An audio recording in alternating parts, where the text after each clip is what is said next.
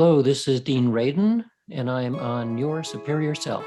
Hi, I'm Anita Murjani, and this is Your Superior Self. Hello, this is Dr. Raymond Moody, and this is Your Superior Self.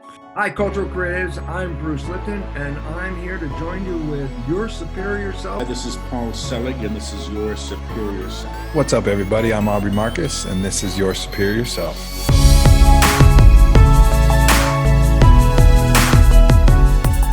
Hey guys, my name is Duff McDonald, and this is Your Superior Self. Duff, I can't wait to talk to you about your new book, Tickled. One, because the name I love, right?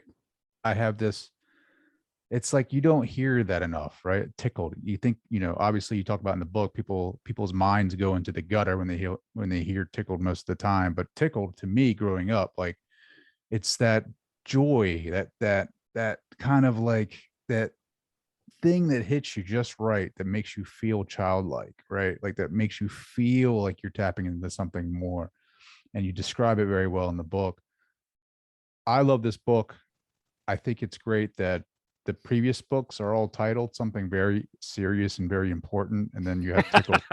And you have Tickled. Yeah, So let's talk about that. Thanks, man. Okay, so we get to start with a great story then. My original desire for the title of the book was to call it How to Tickle Yourself.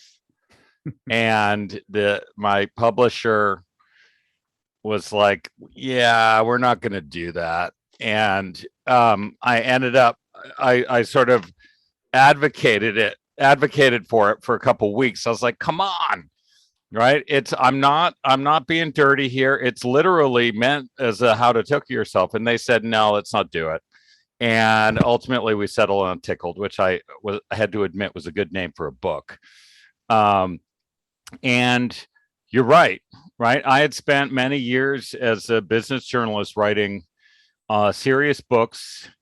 There was some humor in them, but books where I thought I had a serious job to do, right? Like history of the Harvard Business School or a history of McKinsey and Company. And those things were not bringing me joy. And I didn't quite realize, like, one of the things that we do to ourselves is we put limits on ourselves, right? And we feel limited because we decide that we're limited. And it never occurred to me that I could write anything that wasn't a business book.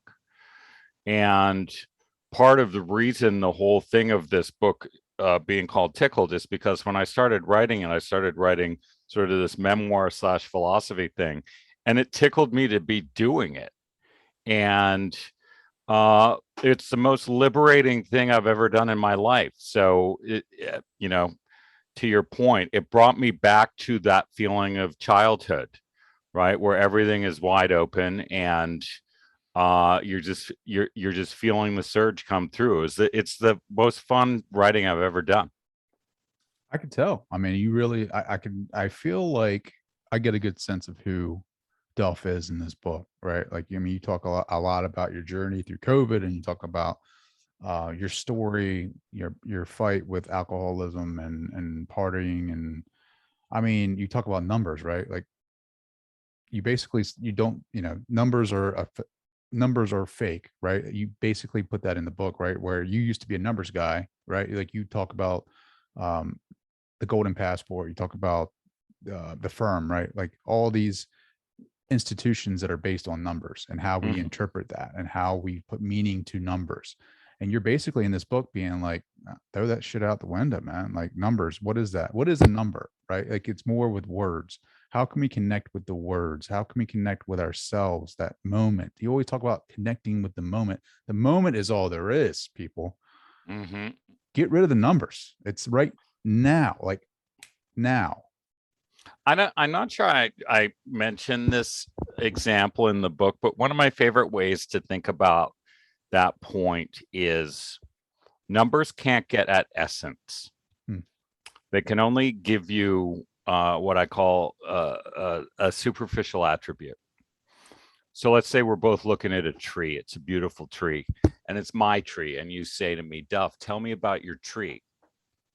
I'm not going to tell you how many leaves are on it, because that wouldn't get anywhere to the essence of the tree.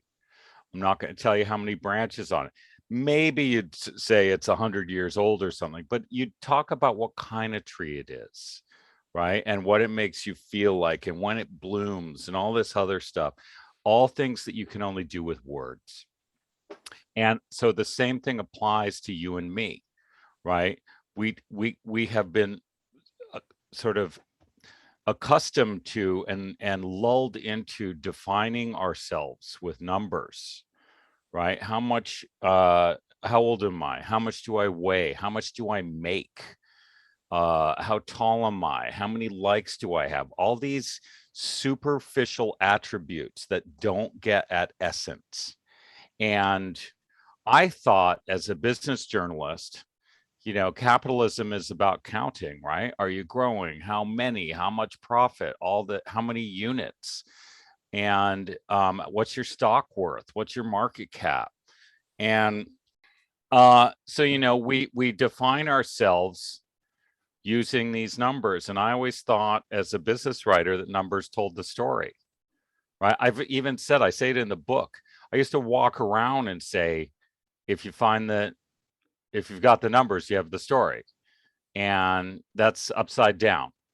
And it took the quiet of quarantine till, I'm sitting here, well into my career. And suddenly I realized I've been doing this all wrong.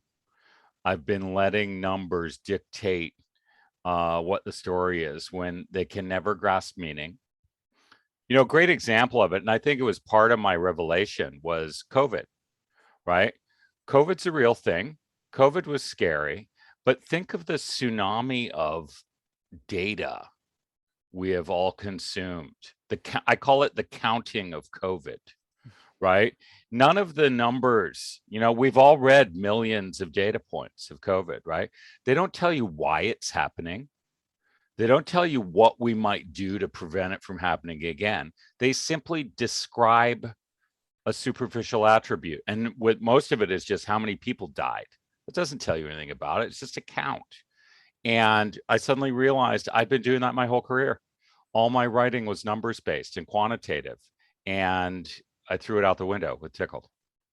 Oh, I know. I mean, we do it all the time. Like you were talking about with likes and friends, and do you got the blue check next to your name? Do you downloads? Do you, sales? Where are you at with the New York best-selling list? And it's like, does that define what it is that I am?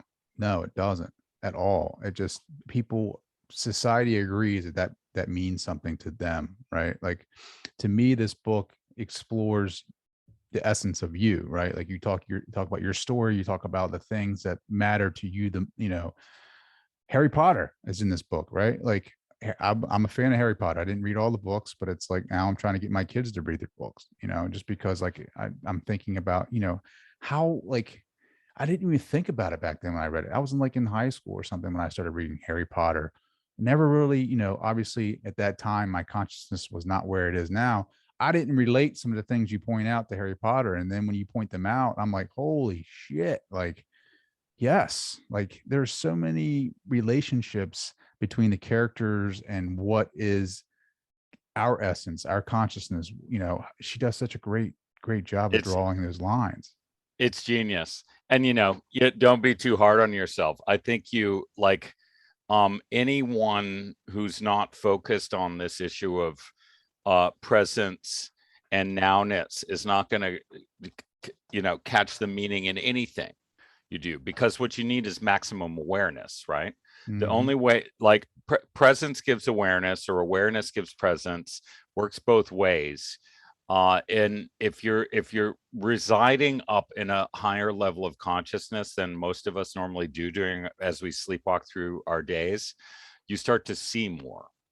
And what I saw with one thing I didn't even mention in there about J.K. Rowling is, it's over 7 years, the 7 books, and the kids in each book, right? They're a year older each year, and they have interior dialogue, right? Harry thinking to himself and Hermione thinking to herself. The nature and quality and content of the interior dialogue actually is appropriate to each age that the kids are. So she takes you through the growth of interior dialogue of a child from like ages 7 to or whatever it is. And when that hit me, I was like, oh my God, she got inside the minds of children, not just telling a story about them, how they think. But, you know, back to presence, you know, I think that one of the main points about Tickled is tickles only happen in the now, right? You can't imagine what a tickle felt like yesterday. You can't sort of evoke that, because it's basically a tickle, as far as I'm concerned, is love coming at you, you know, from another dimension. So it's like wiggling its way through a higher plane of existence into your physical manifestation. You know how tickles, I'm not talking like a tickle on your foot. We're talking about like tickling your soul, right? When something really gets at you, it's inside, right? So it's not a surface tickle. So where is that inside? It's not like your actual stomach is tickled when you feel it. It's deep in your core. It's coming from a higher plane and coming into the center of you, right? So the only time that you can feel tickles like that, the ones that make you happy to be alive, are when you're present. Yes. Yeah. And when you're doing things that like you really truly enjoy, like your passion, like the things that you really like, family, friends, and like great deep conversations like this, like reading great books, which you got me started on. What was it? The Starless Sea or something like that. Starless Sea. Holy crap, man. Like I'm halfway through that and I'm just like, isn't that a mind-blowing book? When the guy is reading the book and he's in the book while it's been written, while it, you know, she's writing the book and he's in, it's a mind bender. Like it's just holy crap. One of the best pieces of fiction ever written. It is astounding. I actually tweeted something out to Erin Morgenstern, the author, earlier this week, because my book went on sale. And I was just like, hey, Erin Morgenstern, your book's so good. I felt compelled to write about the experience of reading it in my own book, because that book made me so happy. Yeah, but back to what you were saying, it's like when you are in, it doesn't have to be a flow state, right? Flow state is, sorry, there we go. Go ahead.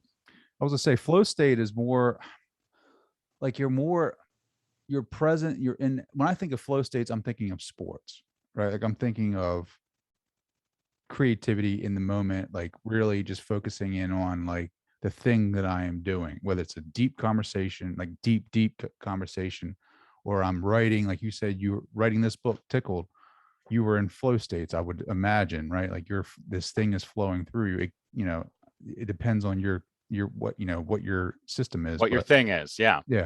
But it's like Tickled to me is just like, what tickles me is going on my longboard and going skateboarding with my kids, and like, you know, me carving it out and then taking them up there and like showing them how it's done and having them do it, and then them, you know, my enjoyment of watching them attempt the thing that I just did, right? Like that tickles me. That's a tickle. You know what I mean?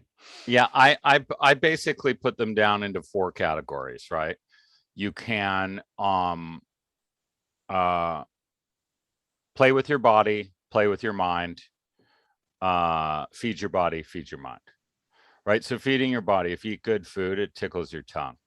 Kombucha tickles my tongue, right? Feed your mind is learning.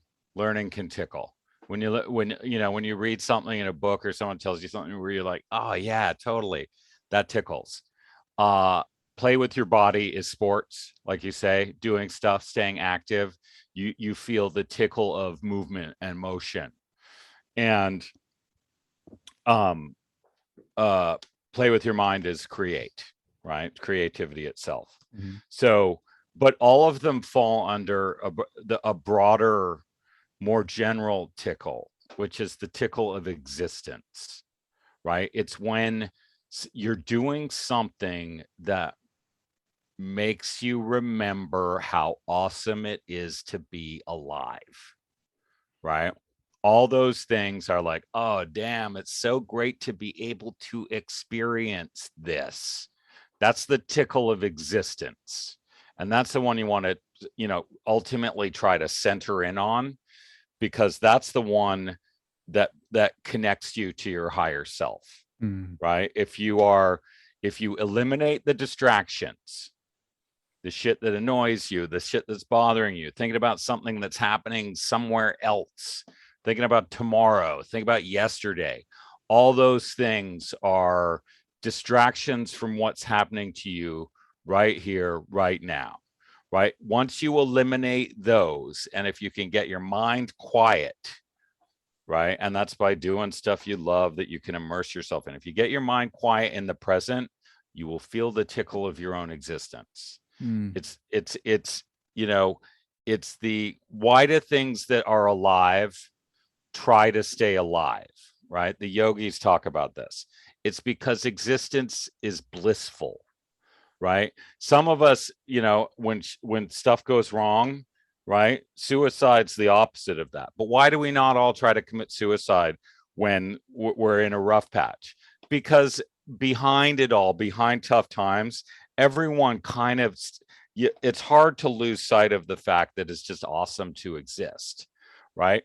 But we do lose sight of it sort of on a daily basis when we get annoyed by shit, right? And you let something take you away from the miracle that is you. I was telling someone this morning, I was like, the way we all get irritated and so easily, and people get angry at each other, that's like sitting in a restaurant. God is the cook. He sent out the miracle of existence to you, and you send it back. You're like, I don't like this miracle, right? You cooked it wrong. And what we all need to do, and it's kind of the underlying message of the book, is remember every moment that you can. It's a miracle that any of this is even happening, right? Think of the number of the infinite number of things that had to happen for you to exist, right? It's not just your parents procreating, right? It's all the things that led to them meeting. It's all the things that led to them being born. It's all the things that led to it's all the things, right? So there an infinite number of things had to happen for you to come into existence. And we have the gall to complain about that existence. It's like you're an infinite miracle all the time, as if it was my business, right? Why was I doing that? I don't know. I somehow thought that's what I was supposed to do. Wow. I just stumbled upon the awareness part that we were talking about before we started hitting record. And it's something that it's so subtle, like it's so there. Like I can, like when when my mind is not running a million miles an hour, and when I'm not thinking about all the world's problems, I can become aware and just kind of realize the awareness, right? And be in the moment that you talk about. And I've probably been, 2 months, 3 months tops. I've experienced this, like just starting to realize this. And then like your book comes into my life and I read that and I'm like, oh, it's like crazy how when you start stumbling upon higher levels of consciousness or whatever you want to call it, like how things start attracting more to you, right? Everything is connected, man. You just need to be paying attention, right? And then you see the things. Totally. Same thing happened to me. When did you were talking about like when COVID hit, like all this realization started for you? So, I got married last summer, but I've been with my wife for about 3-4 years. she got me to start meditating. Right, we were doing 10 or 15 minutes a day. Now we're up to half an hour. I did yoga, but I thought it was for sort of physical benefits. Now I look at it and see it as a little more like, there was one day last year where I was like, I think the like interior me, like the, you know, when you move your body and stuff, right? Where's the central control of that? It's like, I call it like the internal cockpit. And we were doing a yoga class one day. I was like, I think my cockpit just like got centered properly. So I was doing those things which are conducive to presence. But I was also doing a lot of stuff that is not conducive to presence, like writing shit, criticizing other people, and not paying as much attention as I could. So quarantine for me, or backing up, everything's connected. So everything is the cause of everything. We were talking about Nisargadatta Maharaj. He says everything that is happening, everything that's happened is the cause of everything that happens, and everything is always happening. So when we try to reduce stuff to simple causation, we're making a mistake, but let's do it anyway. I think that like one of the main catalysts for me was quarantine, because I was literally forced to do nothing, right? The calendar, we all, in the West, we live on a linear calendar, right? We think time moves forward, right? And so if you have stuff next week, you're thinking about stuff next week. And we think of time running on a line. Time is cyclical, if it even exists at all, right? So when COVID trapped us in our houses, suddenly I had nothing on my schedule. So the time went to not what day of the week it is, but to what time of day is it, right? And that quiet and lack of movement, right? I work from home, so I don't even leave my house regularly during the week. But I said to my wife, I was like, where the hell were we going all the time? Right? Because this feels so much different during quarantine.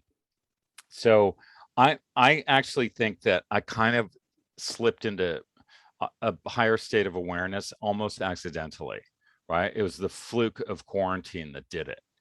But the key, I think, in hanging on to it is you gotta be a little disciplined.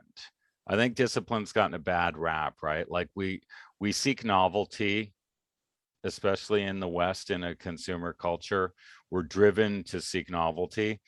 I think, you know how they could talk about great art comes out of constraints, right? You have the Grateful Dead, who didn't put any constraints on themselves. They're great, but great music comes out of improvising within constraints. I suddenly realized that we couldn't go anywhere. I think I have this line in the book. It was only until I couldn't do whatever I wanted to do that I realized I could do whatever I wanted to do, right?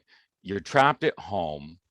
It doesn't mean, oh no, when is this going to end? It means, okay, what you should take from it is, all right, what are we going to do today?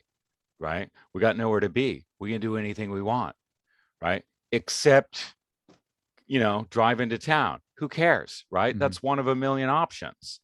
And so suddenly being trapped in the sort of state of quarantine, it weirdly opened me up. Instead of what apparently happened to a lot of people, right? They felt constrained. I was like, oh my God, we can do anything. No one's expecting us. No phone calls are coming in. And it just sort of made life seem like much more wide open. All the possibilities went wide open. And so we try to keep a little discipline in life. We get up, we meditate, we do yoga, we do a little work, we have lunch, we take a nap. I take a nap every day now, right? That's new. And just try to, I found that one of the keys to my own awareness is to think about awareness, right? You're reading I Am That by Nisargadatta, right? Just reading stuff about this. How do you stay present? you try to stay present, you think about being present, you talk about being present, you read about being present, because then presence will be on the mind. And for me, it's like an immersion. I'm looking for, it's just another way of talking about it, but it's the self, right? It's your superior self. So if you want to stay in tune with the self, think about the self. Keep thinking about it. You will stay in tune with it if you keep thinking about it. So my last year has been an immersion in this. I don't I stopped reading anything but this stuff, yoga, like that whole bookshelf there. The one by Tickled, that's all yoga books. Yoga book. So I need to get more into yoga. Like I meditate. Like I for the last 3 weeks, right? Like I've always meditated in and out, right? Like I've always gotten up early and meditated, but it's like you're coming out of these really deep sleep states. So like it's really hard to concentrate your mind, which makes you better at meditation because you're like, you're coming out of delta or theta or whatever when you sleep, and then you get I get in my chair and like my mind is just I totally all over the place. But I get up and I'm able to concentrate a lot more. In the last week, I've tried last couple of weeks I've tried like chanting and transcendental meditation, and it's gotten me pretty deep in that. Yoga, I haven't like dabbled in yoga, but all the great sages and definitely in India talk about yoga. And I've always wondered, like, because now it's like mainstream, right? Like everybody has their like little mat and they're, I think it's they're trying to make it an Olympic sport now, I think. Okay, there's two things. There's the asanas and hatha yoga, which is what they have in yoga studios, right? Mm-hmm. So that's like the spin class of yoga, right? So when that's a branch of yoga. Yoga is the philosophical and spiritual tradition is a whole other sort of much wider thing. It is, I don't want to say religious because I don't want to pigeonhole it in people's mind. It's a spiritual, philosophical tradition about the self. They don't talk a lot about that in a yoga class, like when you're on your mat. So yoga on the mat is great for centering yourself in your body, right? Because they get you focusing on lifting your leg, twist your hip, and you sort of get inside. The only thing that comes close to it is Pilates for body awareness, right? Like if right now I can go on a yoga mat and someone can say,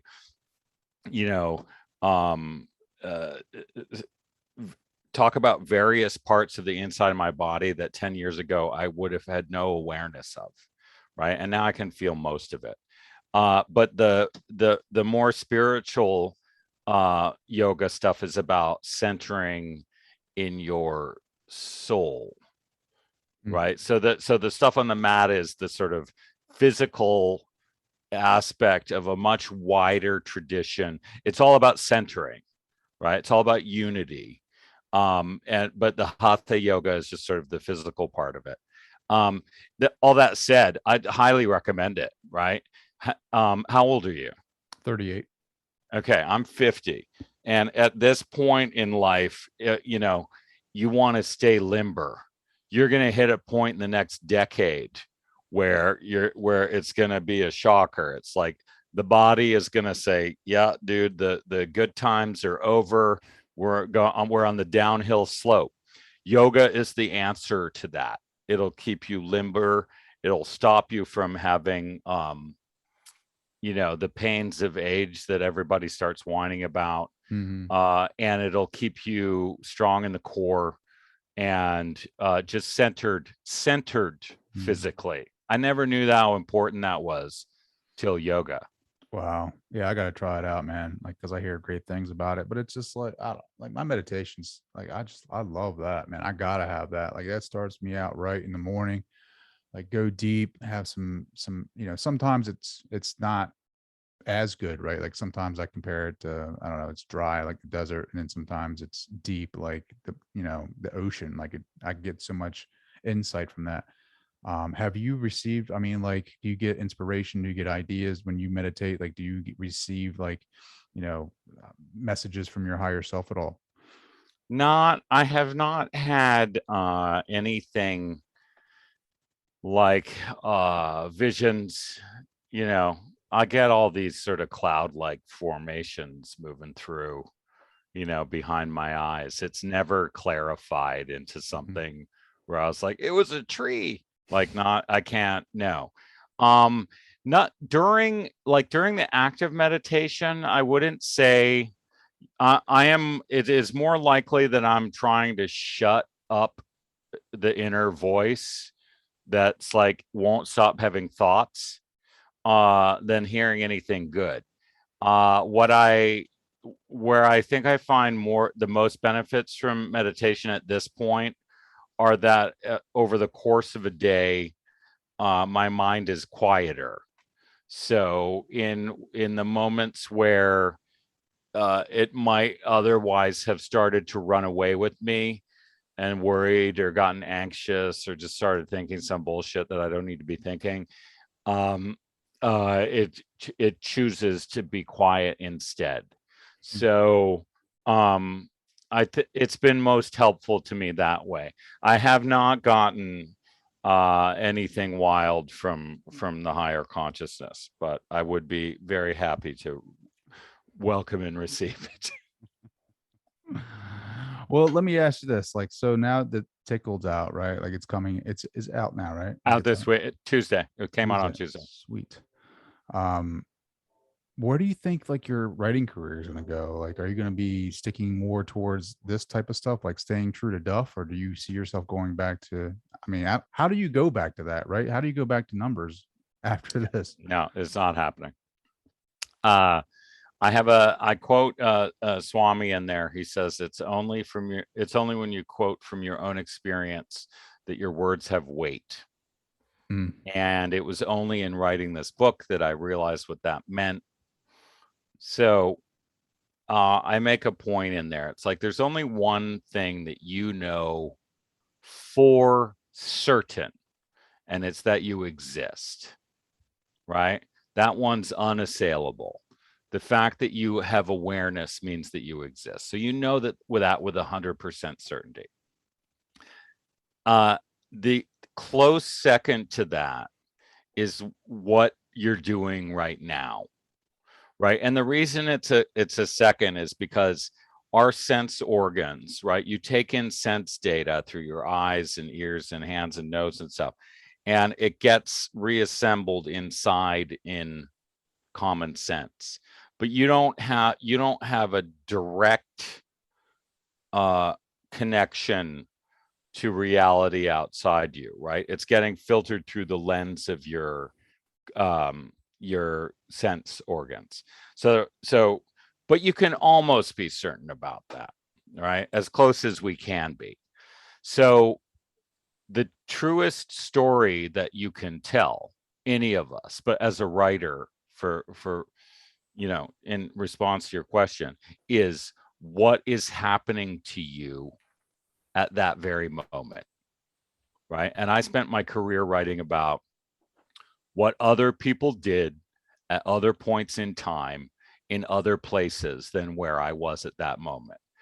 The difference of the truth, that it didn't contain truth. It contained my best guess at what might have happened in some room in some other place, in another decade, right? And one of the reasons Tickled came out so easily, and I think why it's resonating with people, is because I told a true story of what was happening to me at that moment. It's as true as it gets, as true as is possible. There's no way I'm shifting back to what I did.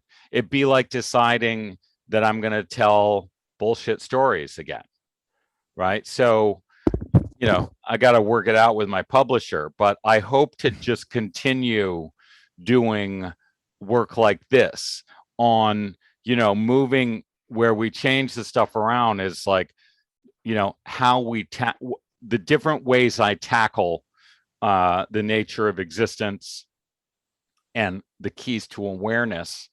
And, one of them might be with, something about in partnership with my wife, right? Like relationships. Another could be something about, basically it just depends what I'm doing, right? So I'll let the life determine the subject of the book rather than try to sell some idea of a book that has nothing to do with my life. Sure.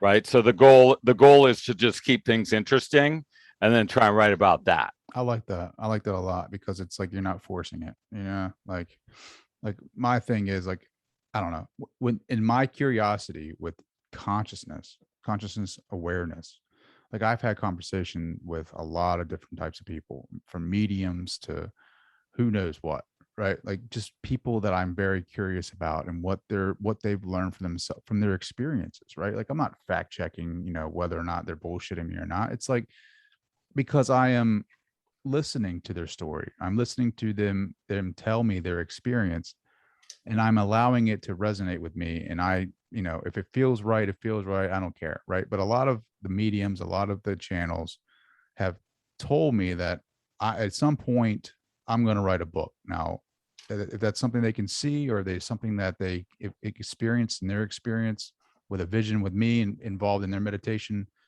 I mean, it feels good to me. I don't care. So I'm happy with that. But like, I've struggled with the idea of what would a book look like, and I've struggled with, all right, so I need to write about consciousness, and how do I do this? Do I go out and I do literature reviews on consciousness? Do I go look at case studies? No. But that's the thing that I'm pointing back to what you just said is you write about where you're at and what the experience, and you allow it to flow. I like that a lot more than just trying to like, all right, well, I need to go write a book about consciousness or blah, blah, blah. You know what I mean? Like, you don't want to go and look, I wrote several books the wrong way. I think they're good books, but they're not like Tickled. And those books were full of what other people thought or said about the thing that I was writing about. And ultimately, there is far more value in you communicating your own experience, right? And back to what I just said, it's because it's a true story, right? Yeah. Everything else, if you're talking about what you think someone else means in their writing, that's a guess. You don't know what they meant. Only they know what they meant. So it's okay to use, like, as we talked about, so my last book, The Golden Passport over there, had like 1,000 footnotes in it. It was crazy. And when I wrote Tickled, one of the decisions I made, I was like, I'm not going to source other people anymore. There's probably 60 footnotes in Tickled, and maybe 50 of them are from Harry Potter. And it's because the reason for that was because I thought it would be fun to do that. And so, but that was also from what was happening to me at that moment, right? I was reading Harry Potter while I was writing the book.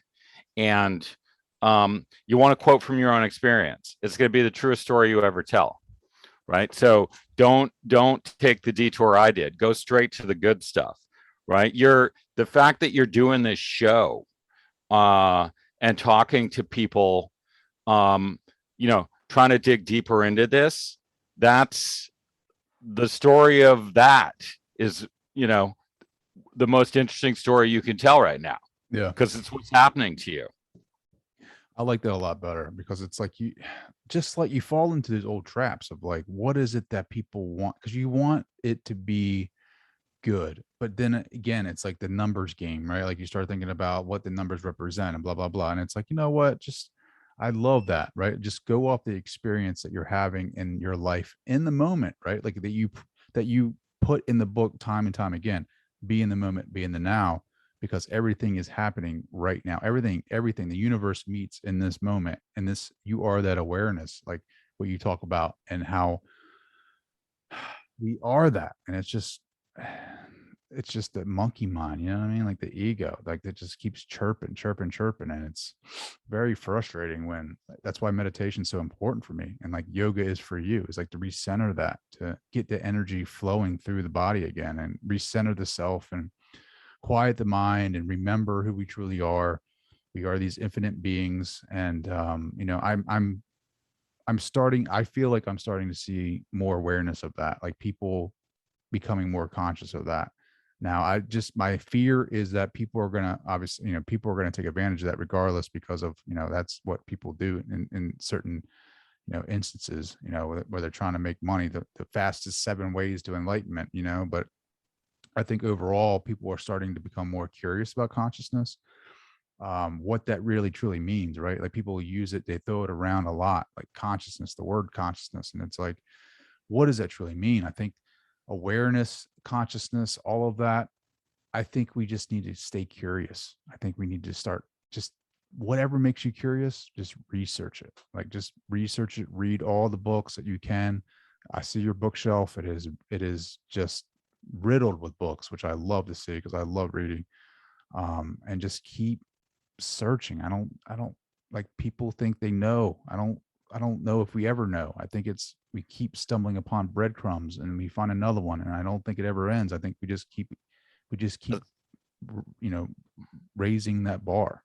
That's a great point, right? I make a point in the book: the minute you think you know what you need to know, you are drawing limits and saying, I've figured it all out. And it's the mind that wants to put limits on stuff, because the mind wants to feel like it understands, right? But if it's the self knows that the self is infinite. I have a chapter in the book on the point you're just making. It's called Always Be Wondering, right? I argue that we think too much, right? We don't need to figure things out. We don't need to explain so much stuff to other people. We don't need to be we have too many experts, right? Everybody's a fucking expert. What we need to do is be present and staying open to possibility. That's what I mean by wondering, right? Try and focus get your awareness in the present moment, and it'll make you more sensitive to possibilities. So reading good stuff opens you to possibilities, but doing things is probably the most powerful of all, right? What does your brain want from you? It wants experience, right? It knows what to do with. We think the ego thinks that we're the doer, right? You're not the doer. The self is the doer. And your job is to feed your brain experience, and it knows what to do. I talk about this in the book. You know, when you get deja vu, you know how it feels sort of weird? It tickles a little bit. You're like, what is this? That's your brain. It's like a little brain fart, right? Your brain is filing all the data, and it's like, I think I've seen this situation before, and it sends that message into your lower consciousness when it's basically just sort of talking to itself. And you're like, wait, who just said I've seen this before? You're like, what is that? And it's the brain doing what it does. The brain doesn't need the help of the mind, right? The brain is the greatest machine. Like, you know, they talk about the millions and trillions of connections and whatever stuff man couldn't design a brain if he wanted to. Artificial intelligence is a shadow of a brain, right? And so it doesn't need the help of your ego to do what it does. It just needs you to do things so it can do what it does. And it learns through experience. I think we overvalue classroom education and book learning over the value of doing an experience, right? When we went from a apprentice model to a classroom model, we went down the wrong road. Well, like, you think about it. I mean, I don't know. I just watched a documentary the other day. I can't remember who was in it. I just kind of stumbled upon it. It was there's an older one too, where like basically talking about like the world and how we're just puppets to like 5 companies, the mega corporations that are just playing with our politics and making us do things that just prove how powerful they are. And like when you become more aware to these things, you can see it in society. Every politician is being paid to be in a position, right? Like to promote something, right? Like, I mean, even different, you see it all over the world. Pharmaceutical companies, you see it with the energy companies. You see how they're not really for new energy types, because that means they're probably gonna take a hit on things. I mean, you see it all over history of like new inventions getting, the inventors getting murdered because of these companies, and these CEOs are like, no, dude, we need telephone lines. Like, no, we're not switching over to this new energy source that's going to allow us to get rid of all the wires. No, we're not doing that. You see it over time and time again.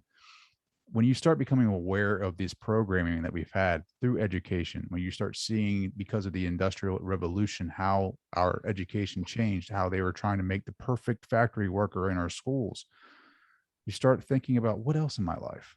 What else in my life have I been told that I thought was true in my heart, but it turns out that it's not.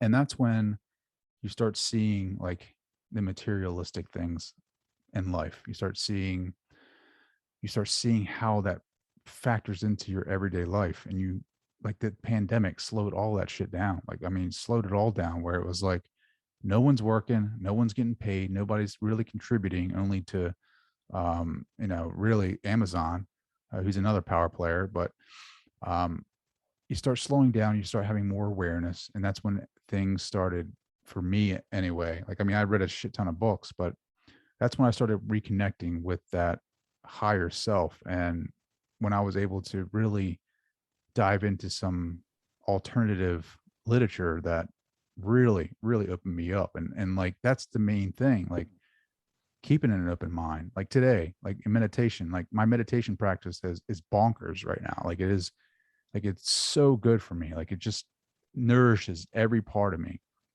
Like today, I mean, I'm sitting there having a meditation, and I'm going to tell you guys anyway, because it's like, it's so powerful. I've been thinking about it all day, where I'm sitting there and I'm having a conversation with Jesus, right? Like, that's who I receive most of my messages from when I'm meditating. And he was like, the brain had to adapt, had to evolve to keep up with the heart, because the heart is the key. Heart is everything, right? So the brain had to adapt over our evolution as man. Like the prefrontal cortex, the brain always wants to be in charge. It always wants to be the one, the leader, the guy that knows everything, when it's really, in reality, it's the heart that is the key, the bridge to the higher self.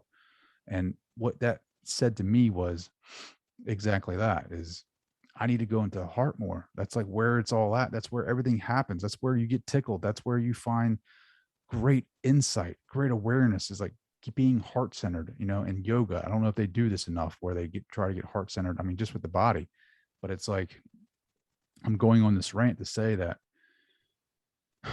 we need to be more conscious of like what we've been told, what we've been programmed to do. Like, I talk about that. I call it unexamined assumptions. Yeah. Right? There's a bunch of things that we all believe without deciding to believe them. Right? They're just things that you sort of implicitly assumed were true, like numbers are real. Right? And suddenly last year I was like, wait, they're not. And to your point you just made, that the intellect is more powerful than intuition, which comes from the heart, right? Intellect is here, intuition is the heart. It is not. All your best ideas came from the heart. It's because you were listening to the divine within you, right? You can call it Jesus. I call it the divine, right? It's same thing, right? The higher power. And when you're quiet, when you quiet the mind, you can hear that voice, and it comes from your core, not from, the yogis will actually tell you that we all think we know stuff, right?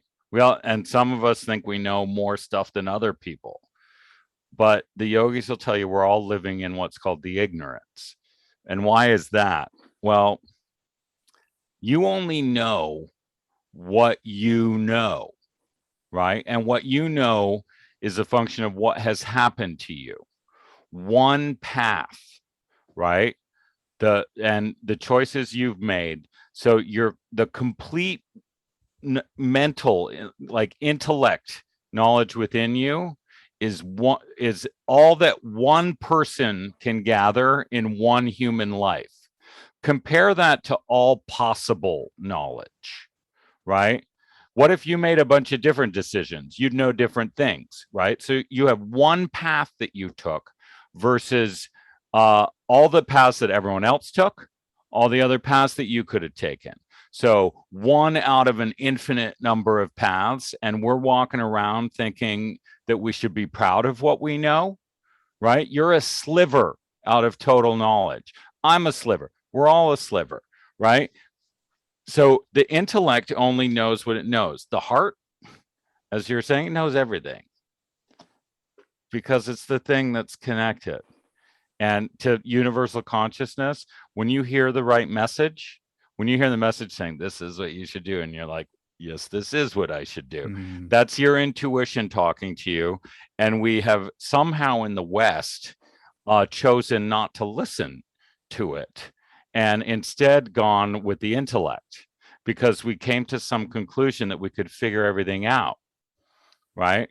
We don't need to figure everything. There's something to figure out. It's existence, right? And the system behind the system, I call it the thing behind the thing, right? It knows what it's doing, right? Look at how this is all held together out there. Look in a ocean or a lake or a forest, how all the different parts, right? Seamless integration. How does that work? Well, you think that's just happening randomly and by luck?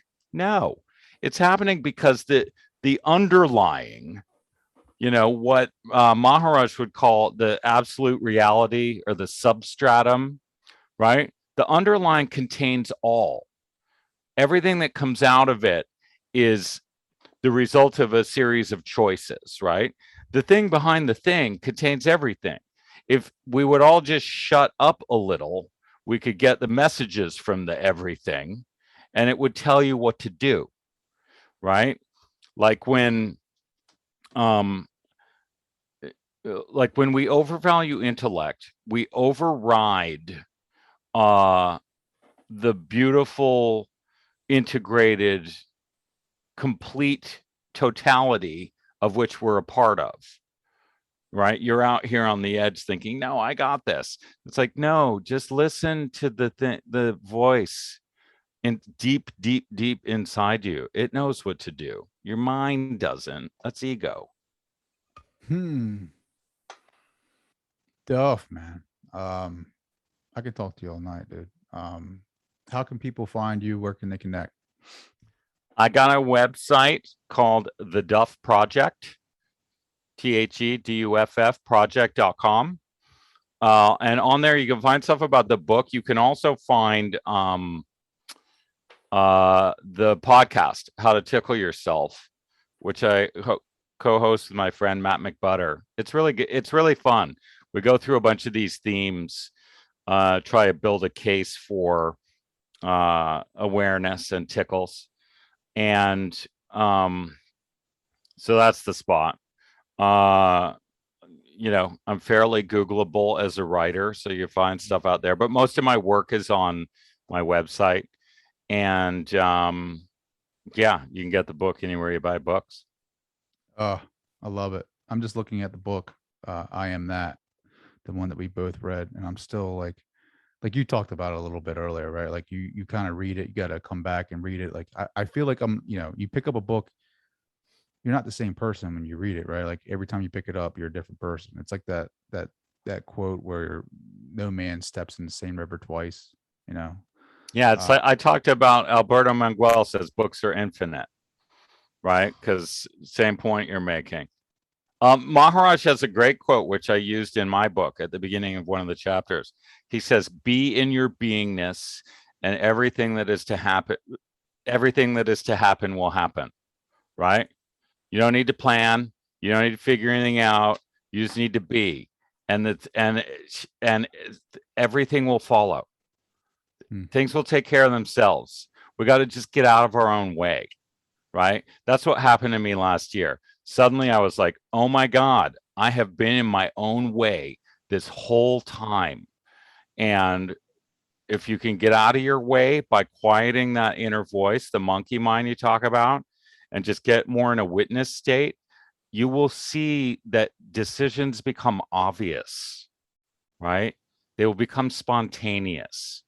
If you focus on awareness and on maintaining awareness, everything gets obvious and it gets easy, and easy begets easy. You get into like a flywheel effect, and it just keeps coming.